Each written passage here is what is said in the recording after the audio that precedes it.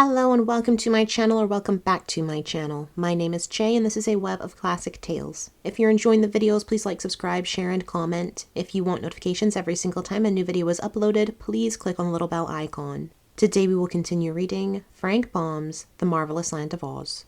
The witch was at first frightened at finding herself captured by the enemy, but soon she decided that she was exactly as safe in the Tin Woodman's buttonhole as growing upon the bush. For no one knew the Rose and Mombi to be one, and now that she was without the gates of the city, her chances of escaping altogether from Glinda were much improved. But there is no hurry, thought Mombi. I will wait a while and enjoy the humiliation of the sorceress when she finds I have outwitted her. So throughout the night the Rose lay quietly on the woodman's bosom, and in the morning, when Glinda summoned our friends to a consultation, Nick Chopper carried his pretty flower with him to the white silk tent. For some reason, said Glinda, I have failed to find this cunning old Mombi, so I fear our expedition will prove a failure, and for that I am sorry, because without our assistance, little Ozma will never be rescued and restored to her rightful position as Queen of the Emerald City. Don't let us give up so easily, said the Pumpkinhead. Let us do something else. Something else must really be done, replied Glinda with a smile. Yet I cannot understand how I have been defeated so easily by an old witch who knows far less magic than I do myself. While we are on the ground, I believe it would be wise for us to conquer the Emerald City for Princess Ozma and find the girl afterward, said the Scarecrow. And while the girl remains hidden, I will gladly rule in her place, for I understand the business of ruling much better than Ginger does. But I have promised not to molest Ginger, objected Glinda. Suppose you all return with me to my kingdom, or empire, rather, said the Tin Woodman, politely including the entire party in a royal wave of his arm. It will give me great pleasure to entertain you in my castle, where there is room enough and to spare. And if any of you wish to be nickel-plated, my valet will do it free of all expense. While the woodman was speaking, Glinda's eyes had been noting the rose in his buttonhole, and now she imagined she saw the big red leaves of the flower tremble slightly. This quickly aroused her suspicions, and in a moment more the sorceress had decided that the seeming rose was nothing else than a transformation of old Mombi. At the same instant, Mombi knew she was discovered and must quickly plan an escape.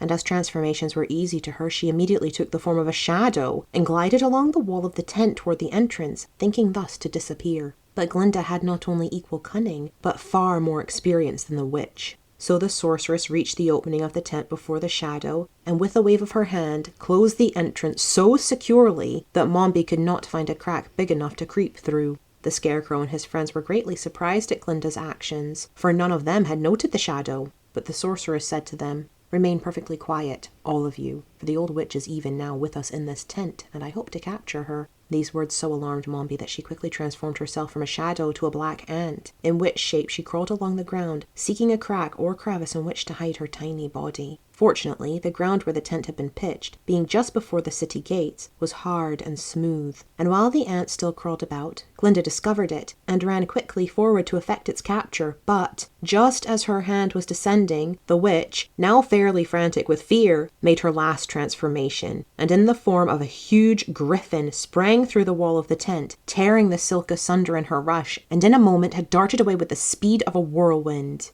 Glinda did not hesitate to follow. She sprang upon the back of the sawhorse and cried, Now you shall prove that you have a right to be alive. Run! Run! Run! The sawhorse ran. Like a flash he followed the griffin, his wooden legs moving so fast that they twinkled like the rays of a star. Before our friends could recover from their surprise, both the griffin and the sawhorse had dashed out of sight. Come, let us follow, cried the Scarecrow. They ran to the place where the Gump was lying and quickly tumbled aboard. Fly, commanded Tip eagerly. Where to? Asked the Gump in its calm voice. I don't know, returned Tip, who was very nervous at the delay. But if you will mount into the air, I think I can discover which way Glinda has gone. Very well, returned the Gump quietly, and it spread its great wings and mounted high into the air. Far away across the meadows they could now see two tiny specks, speeding one after the other, and they knew these specks must be the griffin and the sawhorse. So Tip called the Gump's attention to them, and bade the creature to overtake the witch and the sorceress. But, swift as was the Gump's flight, the pursued and pursuer moved more swiftly yet, and with a few moments were blotted out against the dim horizon.